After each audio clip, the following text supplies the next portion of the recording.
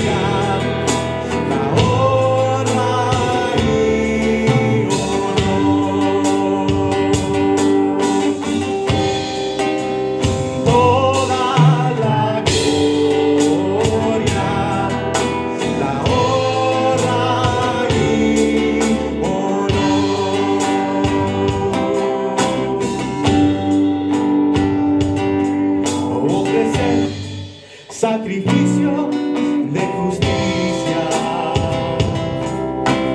Y confía solo en Dios. Ofrecer sacrificio de justicia. Y confía solo en Dios. Él me ayudará.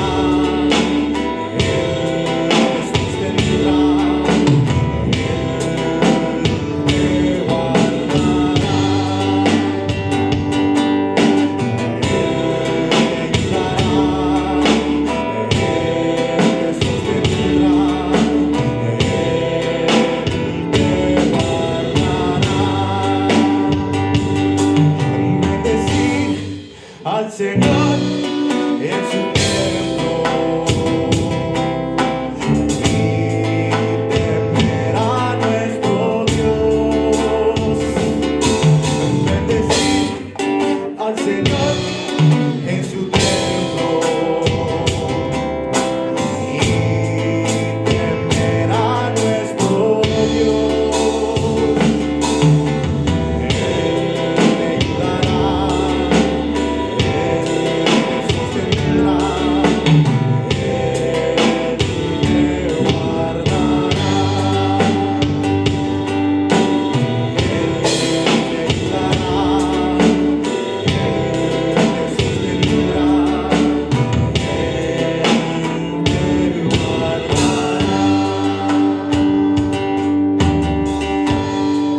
Amén, amén, amén. Pueden tomar asientos, hermanos.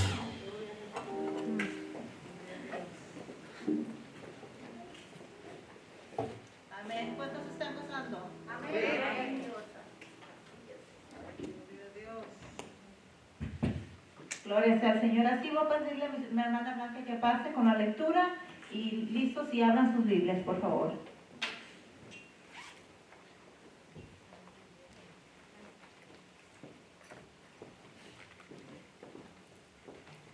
Dios les bendiga, hermanos. Vamos a leer en la palabra del Señor Lucas 2, del 41 al 52. Cuando lo tengan me pueden decir un amén. Amén. Iban sus padres todos los años a Jerusalén en la fiesta de la Pascua. Y cuando tuvo 12 años subieron a Jerusalén conforme a la costumbre de la fiesta. Al regresar ellos, acababa la fiesta, se quedó el niño Jesús en Jerusalén sin que lo supiese José y su madre. Y pensando que estaba entre la compañía, anduvieron camino de un día y le buscaban entre los parientes y los conocidos. Pero como no le hallaron, volvieron a Jerusalén buscándole.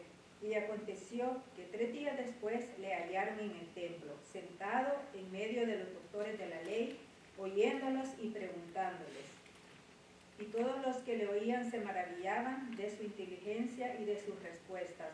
Cuando le vieron se sorprendieron y le dijo su madre: Hijo, ¿por qué nos has hecho así?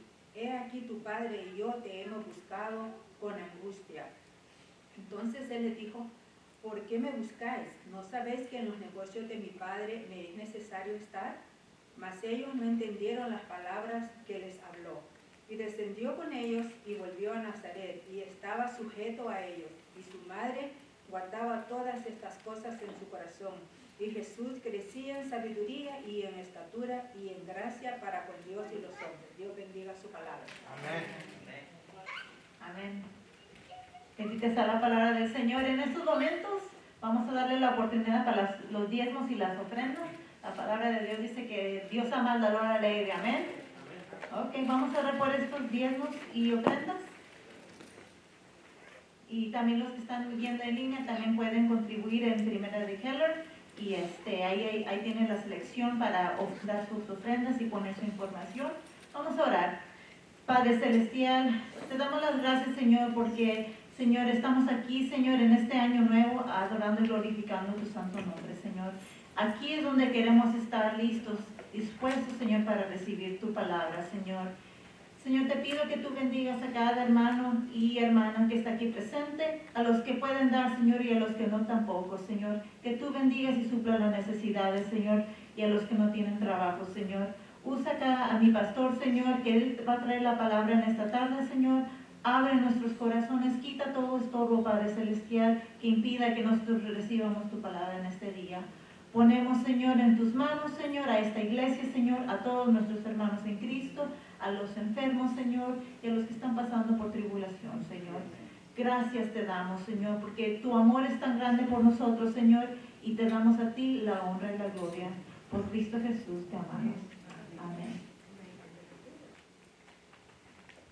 La niñez de Jesús es en realidad para nosotros un misterio. No se sabe mucho tocante su niñez y su juventud. Pero suponemos, recuerden que Lucas, él fue no solamente un médico, sino un reportero de investigación. Y él usa la palabra investigación en los primeros par de versículos que encontramos en el Evangelio de Lucas. Así que él estuvo investigando y entrevistó a María y seguramente ella tuvo mucho que contarle tocante la niñez y la juventud de Jesús. Sin embargo, alguien ha dicho que todos los detalles de la niñez y la juventud de Jesús son como un jardín secreto, con muros alrededor, con paredes alrededor. Y Lucas, de todas las historias que seguramente él escuchó, de ese jardín de la niñez y la juventud del Señor, él sacó solamente una flor, sacó solamente una experiencia que contarnos. Él es el único que habla de la niñez y la juventud de Jesús. Los demás no hablan de eso, pero él sí nos relata algo. Y es una historia muy interesante. Este relato toma lugar durante un tiempo cuando ya Jesús tenía 12 años. Y seguramente durante este tiempo él se estaba preparando para su bar mitzvah. Es una ceremonia judía donde se le reconoce a un joven de esta edad como un adulto en la sinagoga. Ahora, para ese evento el joven se tiene que preparar en la cultura, las leyes, las costumbres, las fiestas del judaísmo. Tiene que aprender hebreo, tiene que memorizar largos pasajes del Antiguo Testamento. Y ese es el tiempo en la vida de Jesús cuando él viaja a Jerusalén a una fiesta que se llama la Pascua. Esta era una de las fiestas obligatorias para todos los judíos. Ustedes recuerdan que en esta celebración se celebra cuando Dios trajo una plaga y castigó a todo el primogénito, es más bien dicho, murieron todo el primogénito que no estaba preparado, y Israel fue liberado de 450 años de esclavitud. En esa noche inolvidable, todos los que tenían la sangre rociada en la puerta de sus habitaciones iban a ser protegidos del ángel de la muerte. Entonces cada año ellos celebraban este evento que para ellos es como el 4 de julio o el 16 de septiembre para países de México y Centroamérica y algunos de Sudamérica. Es el día que se celebra la independencia, más bien dicho. Entonces, las instrucciones para esta fiesta de Pascua, que duraba toda una semana, era que ellos comieran carne asada en fuego, panes sin levadura y hierbas amargas que les recordaban de esa difícil experiencia por la cual pasaron. Entonces, los judíos hasta el día de hoy celebran este gran acto de redención y liberación por parte de Dios. Esta fiesta en el tiempo de Jesús y aún, bueno, hoy en día también, pero tienen que recordar que se celebra a nivel mundial, pero en ese tiempo, cuando Jesús era niño, tomaba lugar en Jerusalén, que estaba como a 70 millas de Nazaret.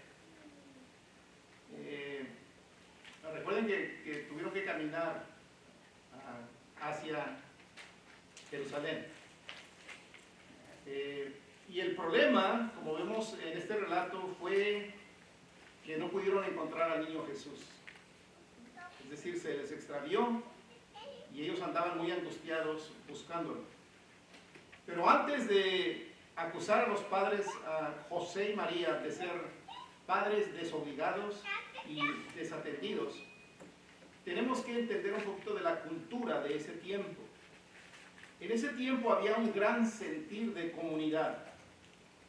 En otras palabras, los hijos eran hijos de todos. Todos miraban por el bienestar de todos los niños, no solamente sus propios hijos. Yo creo que de alguna manera tenemos que recobrar hoy en día ese sentir de comunidad. Creo que si lo hacemos no vamos a tener ninguna dificultad para conseguir maestros de la escuela dominical para niños. Porque se toma toda una aldea para criar un niño. Los niños son niños de toda persona. Y el trabajo de instruirlos es el trabajo de todos. Y tenemos que tener ese sentir de comunidad. De decir, bueno, esos son los niños de fulano de tal. No, son nuestros niños y a nosotros nos toca la responsabilidad de instruirlos. Digo todo esto para decir que tienen que pensar que cuando iban viajando y iban caminando, no se subieron todos en un camión o en un Hummer para ir hasta allá. No, iban caminando y tenían que caminar una distancia de como 70 millas que durarían 3 días. Y tienen que entender que iban no solamente una familia, es decir, iban en agrupaciones de familias. Iban en una caravana de varias familias. Iban caminando, iban cantando en el camino, se acampaban y comían juntos al aire libre. Y este peregrinaje duraba, supongo que no menos de 3 días. Así es que iban en una caravana. Esa palabra la acabamos de descubrir recientemente, hace un par de años. Nos dimos cuenta de la palabra caravana cuando se hablaba de las caravanas de inmigrantes que venían hacia los Estados Unidos, de países de Centroamérica. Y algunos políticos se asustaron y pensaron que esta gente nos iba a invadir. Y andaban diciendo varias cosas tocante estas caravanas. Muchos de ellos venían en busca de una mejor vida. Yo conozco un pastor que entró a un campamento de estas caravanas y él contó la historia de una señora de Honduras. Ella contó que ella venía en esta caravana porque habían secuestrado a sus 2 hijos y habían tomado, estos secuestradores tomaron una gran olla y lo sirvieron como caldo. No le dijeron a esta mujer que se comiera el caldo. Así es que imagínense, esta gente, pobre gente que se habló de que vienen para invadirnos y todo ese tipo de cosas, en realidad muchos de ellos, sí seguramente hay algunos que no tenían buenas intenciones, pero la mayoría de ellos venían en busca de una mejor vida. ¿Cuántos saben que no es un pecado o no es un crimen buscar una mejor vida? ¿Pueden decir amén a eso? Entonces, la fiesta de la Pascua duraba una semana. Y resulta que después de la fiesta, que duraba una semana, se iban las mujeres enfrente con los niños, cargando los niños pequeños. Ellas iban primero, salían primero de regreso a su casa. Después los hombres la seguían, daban la oportunidad para que las mujeres con los niños pequeños se fueran enfrente y luego ellos iban detrás, los alcanzaban después. ¿Por qué la mujer cargando un niño pues camina más lentamente? ¿No saben que las mujeres caminan un poquito más lento? Son más lentas, ¿no? Especialmente cuando andan de compras. Bien. Ok, no me vayan a tirar tomates. Sí, eso fue lo que pasó. Lo que pasó fue que se fueron las mujeres con los niños, luego después los hombres las alcanzaron. Y esto fue el pensar. José pensó que el niño Jesús estaba con María. Y María iba por delante. María pensó que el niño estaba con José. Y el problema era que no estaba con ninguno de ellos. Entonces, cuando se encontraron las dos agrupaciones, preguntaron, bueno, ¿y dónde está Jesús? Bueno, no está aquí. Averiguaron ahí con todo el grupo, toda la caravana, y no lo encontraron. Entonces ellos regresan. Ya iban a casi a la mitad del camino, pero regresan otra vez a Jerusalén para tratar de encontrar al niño. ¿Dónde lo encontraron? Vemos que frenéticamente, con mucha ansiedad, comienzan esa búsqueda por el niño y que duró 3 días. Y por fin, después de buscarlo en varios lugares, lo encontraron en la sinagoga, dialogando con los doctores y los catedráticos de la ley. Ahora, ¿dónde lo encontraron? Es algo importante. Lo encontraron en el templo, que nos da una indicación de la inclinación de su corazón como un niño. Sería bueno preguntar cuáles son los intereses de nuestros hijos hoy en día. Porque a Jesús lo encontraron en el templo.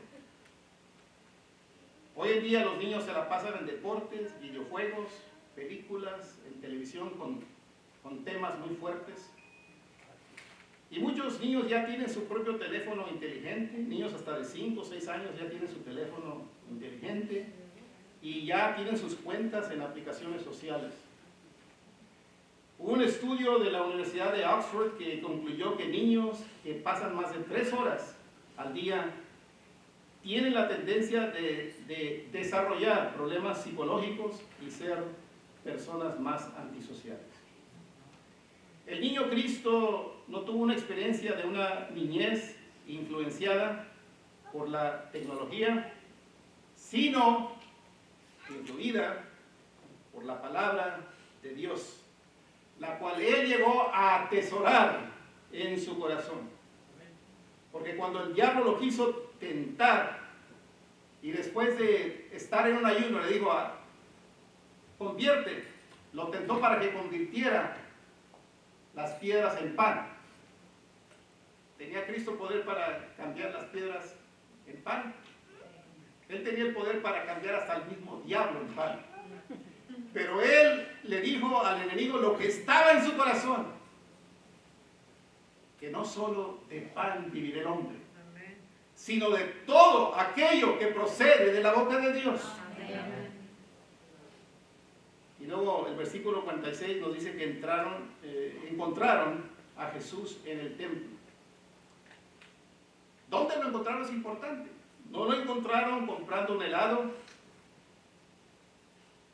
no lo encontraron en el mercado tratando de comprar algo, o en un jardín de niños jugando. Lo encontraron en el templo porque su enfoque estaba en lo espiritual. Y noten que la palabra de Dios dice que no solamente él hablaba. A veces tenemos la idea de que era nomás Jesús el que estaba hablando. No, él estaba escuchando. Ahí usa la palabra que estaba escuchando. He was listening. You can't learn unless you listen. That's what we teachers tell students all the time.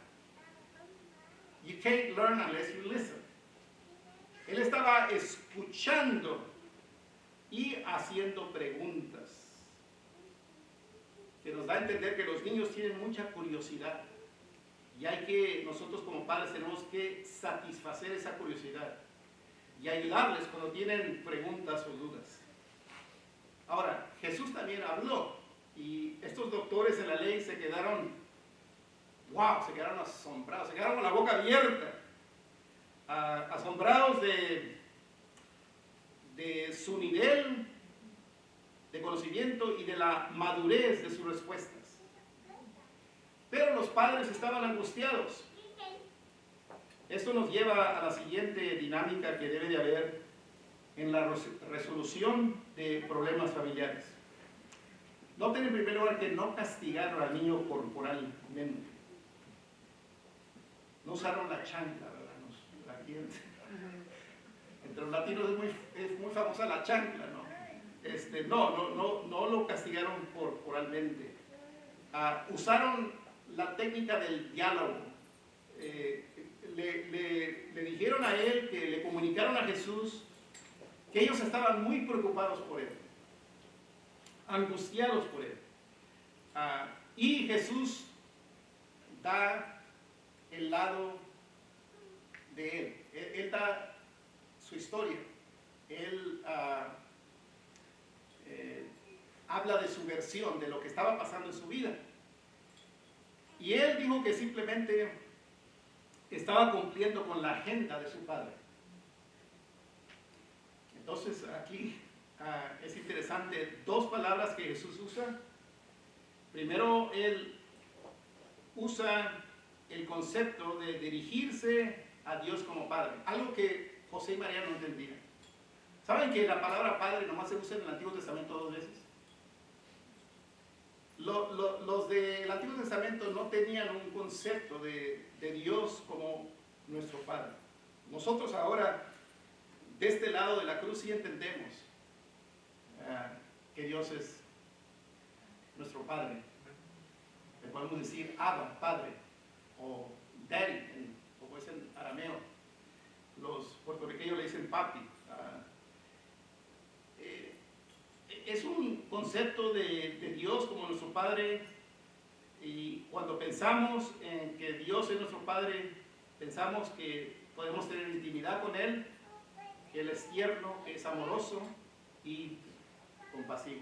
Dice en el Salmo 103, como el Padre se compadece de sus hijos, así se compadece Jehová de los que le temen. Dios como nuestro Padre. Y Jesús nos enseñó a orar: Padre nuestro, que estás en los cielos, santificado sea tu nombre, venga tu reino, hágase tu voluntad. Y así dijo que Jesús que debemos de orar, pensando en nuestro Dios como nuestro Padre. Luego Jesús habla de su tarea y su misión. Dijo que Él estaba en los negocios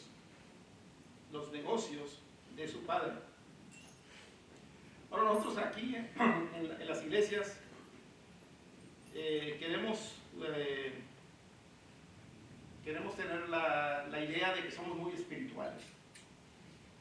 La iglesia no es un negocio, decimos. The church is not a business. We want to sound very spiritual when we say that. Okay? The church is not a business. No es un negocio. Yo entiendo eso. Yo entiendo que la iglesia no es un negocio como un restaurante que vende tacos o como Whataburger. No es un negocio así. Pero en realidad sí lo es en el sentido espiritual. Porque todo negocio tiene un producto o servicio que ofrece. Y nosotros también, la iglesia como un negocio, tiene un producto: el Evangelio. Este Evangelio que cambia y transforma a personas. Este es el producto que ofrecemos gratuitamente. Pablo dijo que es el Evangelio el que tiene poder el poder de Dios para salvación.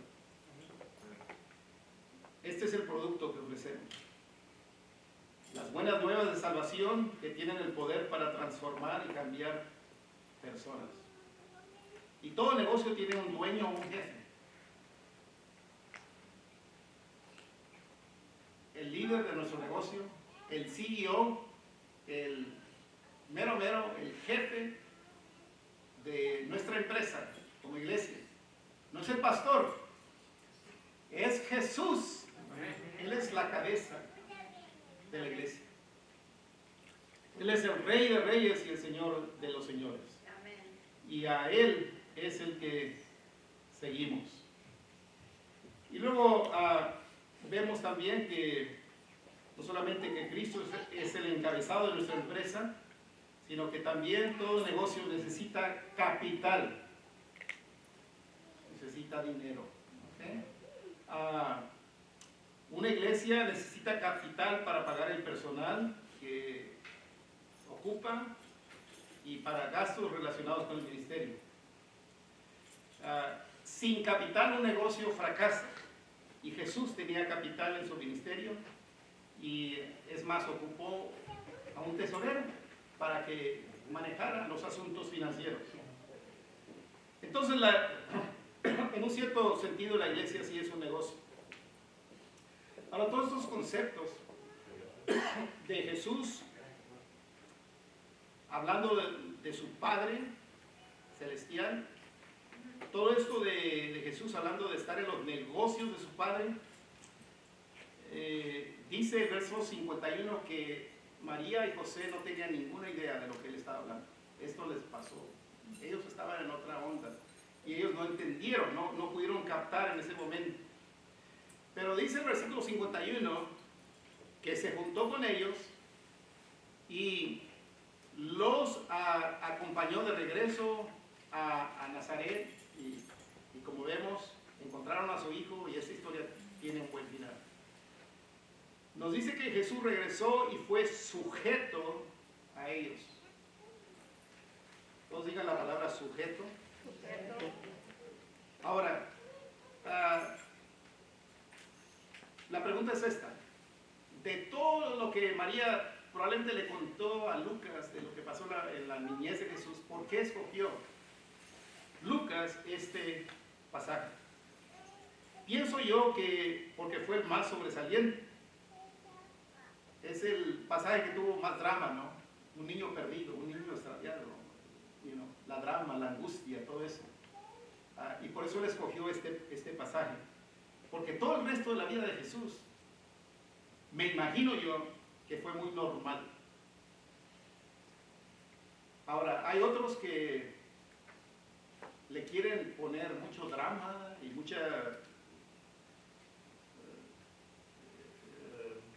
mucho misterio en la vida de Jesús. Algunos dicen que fue para la India a predicar el Evangelio. Otros dicen que fue a Inglaterra. Joseph Smith, los mormones, dicen que vino a México a predicarle a la gente indígena, a los mayas ahí.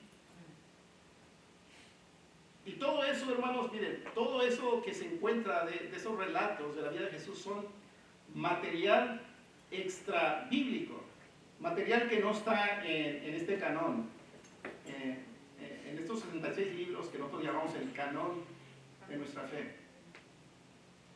Yo no creo, en mi propia opinión, yo no creo que necesitamos que confiar en ese material extra bíblico. Yo creo que aquí, en estos 66 libros, de Génesis a Apocalipsis, o from Genesis to Revelation, or Genesis to Revolutions, as some people say, yo creo que aquí está todo lo que necesitamos para vivir una vida de éxito y para saber el plan de Dios para nosotros. No es necesario saber de que se supone de que Joseph Smith dice que vino para México y anduvo por acá predicando a la gente indígena y todo eso. Miren, hermanos, la niñez y la juventud de Jesús fue muy ordinaria. Por eso Lucas escogió este relato, porque fue algo extraordinario. Estamos hablando de un niño perdido. Pero el resto de la vida de Jesús fue muy ordinario. Es más, la gente preguntaba después de Jesús, ¿no es el hijo del carpintero, que en ese tiempo un carpintero era también un albañil? Es decir, Jesús vivió una vida muy ordinaria, se fue con su padre a trabajar en trabajos. No era a pensar que Jesús andaba con un halo así en su cabeza, donde quiera que iba, el halo, que cuando iban con su papá a terrenar José, a construir una casa, no quise que hizo, ok, déjenme, yo con mi poder milagroso, vamos a construir esta casa. Wow, ya apareció la casa. No, hermano, todo eso se realizó a través de trabajo. Él trabajó al lado de su padre. ¿Quién? Tenemos la indicación que probablemente él murió. Dentro de los 12 a los 29 años, probablemente su padre terrenal murió y su madre quedó viuda y él tuvo que proveer para el sostén de su familia. Dice la Biblia que él fue sujeto a ellos. Fue un hijo obediente, un hijo cumplido. Lo digo porque hoy en día se glorifica a los que antes fueron delincuentes, pandilleros y drogadictos, y luego después de vivir una vida loca, se entregan a Cristo. Y su testimonio nos maravilla. Oh, wow, this guy, he was a gangbanger, he was a drug addict, and he was living a crazy life, and then he came to Christ. Vamos a invitarlo a que cuente sus experiencias y sus vivencias y su testimonio. Y nos quedamos con la boca abierta porque somos atraídos a ese tipo de testimonios. Déjame decir una cosa, el testimonio más grande es el testimonio de un joven que desde niño se enamoró tanto de las cosas de Dios que nunca le dio el deseo, la inclinación de probar lo que este mundo ofrece. Amén. Y en ese sentido, hermanos, Cristo es un ejemplo estelar. That is the greatest testimony. I don't care to hear about it. Matter of fact, I don't even invite it.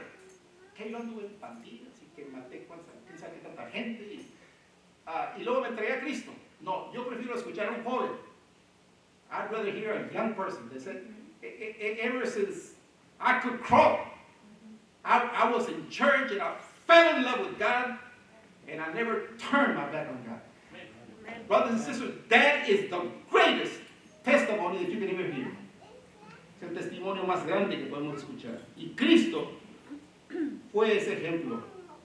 Dice que Él fue obediente a sus padres. Antes los hijos eran obedientes a los padres. Hoy los padres son obedientes a los hijos. Le preguntan a un niño de 5 años, ¿a dónde quieres ir? ¿A Chuck E. Cheese o al cine? ¿Qué es lo que quieres comer? ¿Quieres comer brócoli o frijoles? Yo le diría a un niño así, cómete las dos cosas, ¿okay? Just eat both and just deal with it, okay? Because I don't want you to ask me for candy later on.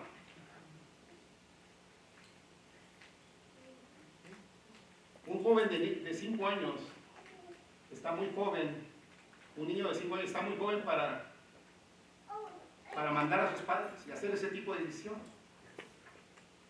A Chuck E. Cheese o a las movies, ¿no? Just take them wherever you want to take it, donde está más barato. Aleluya.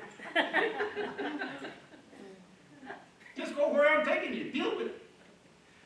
Okay. Hijos obedientes son un deleite para sus padres y fomentan mucha armonía en el hogar. A hijos obedientes Dios les promete éxito y una larga vida. ¿Y saben qué? Nunca dejamos de ser hijos, ¿saben? Y mientras nuestros padres viven, aunque ya seamos personas adultas, tenemos que honrar a nuestros padres. ¿Cuántos pueden decir amén a eso? Amén. Hoy en día temo que hay una epidemia de hijos vanidosos orgullosos y groseros. Y dice la palabra de Dios en 2 de Timoteo, capítulo 3, del versículo 1 al 5. Aquí nos habla, y eso no nos debe de sorprender a nosotros. 2 de Timoteo 3, del 1 al 5. I mean, why should we be surprised that children and young people are this way? Dice, también debes saber esto, que en los postreros días vendrán tiempos peligrosos, porque habrán hombres amadores de sí mismos, ávaros, vanagloriosos, soberbios, blasfemos, desobedientes a los padres, ingratos, impíos, sin afecto natural, es decir, que tienen tendencias hacia el mismo sexo, implacables, que no importa qué hagas por ellos, ellos nunca están contentos, calumniadores, intemperantes, crueles, aborrecen de lo bueno, aborrecedores de lo bueno, traidores, impetuosos, infatuados, amadores de los deleites más que de Dios, que tendrán la apariencia de piedad, pero negarán la eficacia de ella. A estos evito. Luego finalmente quisiera leer el versículo final que se leyó en esta mañana. Dice ahí, versículo 52, que Jesús crecía en sabiduría y en estatura y en gracia para con Dios y los hombres. Quiero que pensemos de que Jesús vivió una vida en tres dimensiones. Ahí nos dice el pasaje que Él vivió una vida en 3 dimensiones.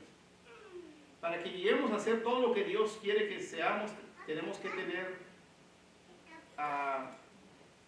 esa vida plena en 3 dimensiones. Tenemos que encontrar sentido en estas 3 esferas de nuestra vida. Así es que piensa de tu vida como un triángulo, ¿okay? Que tiene 3 puntos. Y el punto de arriba es el punto más importante. Pero abajo, en este punto de aquí, del triángulo, está tu vida personal. Esa es la dimensión de tu vida personal. Jesús desde una temprana edad él sabía cuál era su misión en la vida. Él desde niño dijo que él estaba en los negocios de su padre. Así es que una persona tiene que saber su propósito y el diseño que Dios tiene para su vida. Esa es la dimensión personal. Porque si una persona no está concientizado de que hay un por qué está aquí en este mundo, hay una razón de existir, Dios tiene un plan, un diseño para su vida, entonces esa persona va a andar descarrilado y desorientado. Entonces está la dimensión personal y Jesús, Él sabía su misión en la vida. Luego está la otra parte del triángulo, esta parte de aquí, y esa es la parte social. Dice que Él creció en favor, ¿con quién? Con Dios y con los hombres. Y también quiero que veamos algo muy importante aquí. Está la parte personal. Jesús sabía su misión. Y dice también que Él crecía en, como ven ahí en sabiduría y en estatura. Son 2 cosas distintas, ¿ok? Que la estatura se refiere al crecimiento físico de un niño, que el niño va creciendo, ¿ok? Y cuando llega a ser un adolescente, decimos, wow, bueno, antes mirábamos a los niños así y tenemos que inclinarnos para jugar con ellos, pero ahora los vemos así, ¿no?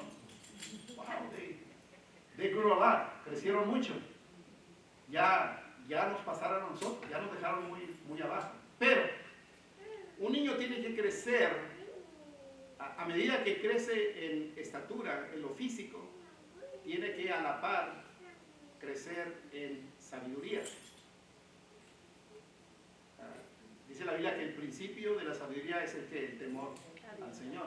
Entonces, tiene que crecer no solamente físicamente, sino que a la par tiene que haber crecimiento espiritual y emocional. Porque si no lo hay, puede ser un hijo que crece así muy alto, pero su nivel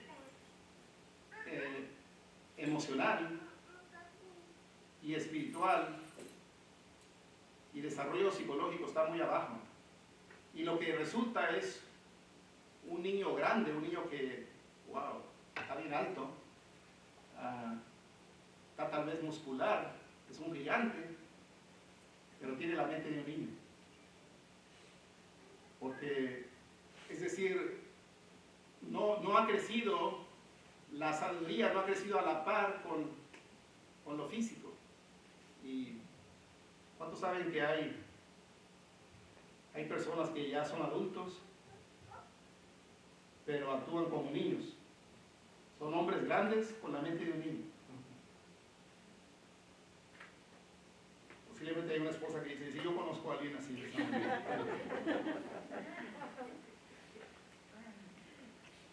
Entonces, está la dimensión personal, luego está la dimensión social. Cristo creció en favor con los hombres. No es suficiente en este mundo simplemente tener talento. You can't just have talent and intelligence and know-how. You have to learn how to get along with people. Tienes que saber, no solamente puedes sobrevivir con talento, inteligencia. Oh, yo soy muy vivo, yo soy muy listo, yo soy muy inteligente. Yo soy el último que van a correr de la compañía, porque yo soy el que sé más. Bueno, lo que pasa es que si no te relacionas bien con toda la gente que esté allí, te van a correr. Tú vas a ser el primero que lo van a correr. You have to learn how to get along with people. Tienes que saber cómo relacionarte bien con la gente. Y Cristo creció en favor con los hombres y también con Dios. Ahora, finalmente, el triángulo de arriba, de mero arriba, es nuestra relación personal con Dios. Y Cristo creció en todas las tres dimensiones. Y ese último triángulo es nuestra intimidad con Dios. Y esa tiene que florecer todos los días. Tenemos que tener esa intimidad y esa relación con Dios. Termino con esto. Hace un par de años, creo que yo les conté a ustedes que yo fui a tomar un curso de los indios americanos, de su cultura. Ustedes saben que Cristóbal Colón no descubrió América, ¿verdad? ya había personas viviendo aquí en las Américas. La gente indígena lo descubrió a él y dijeron, wow, ¿quién es este que está llegando aquí, no? Los españoles, ellos los miraban como dioses, ¿no? Porque andaban en caballos y tenían espadas y todo eso. Pero es muy interesante estudiar un poquito de la cultura de ellos, y una de las cosas que yo aprendí es que ellos dicen que hay 5 puntos cardinales. Y eso me llamó la atención porque nosotros creemos que solamente hay 4. Decimos, bueno, está el norte, está el sur, está el oeste y está el este. Los 4 puntos cardinales. Pero ellos dicen, no, hay 5. El que va para arriba. El punto que va hacia arriba. Y así es que Jesús, Él sabía lo que era esa dimensión, lo espiritual. Y tal vez haya aquí alguna persona que me esté escuchando a través de video, tú nunca has tenido una relación personal con Cristo, en este momento la puedes tener. Si hay aquí alguien en nuestra congregación que todavía no ha aceptado a Cristo, lo puedes hacer. Y puedes tú también conocer al Señor en esa dimensión personal con tu Padre Celestial.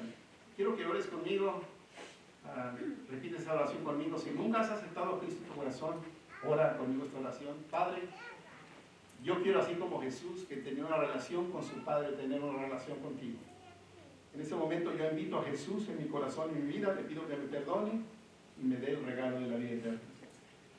Y Señor, para los demás, los que están aquí, los que ya conocemos al Señor, Ayúdanos a crecer en todas las dimensiones de nuestra vida, en la dimensión personal, en la dimensión social y en la dimensión espiritual. Ayúdanos a hacer todo lo que tú quieres que seamos, en el nombre de Jesús.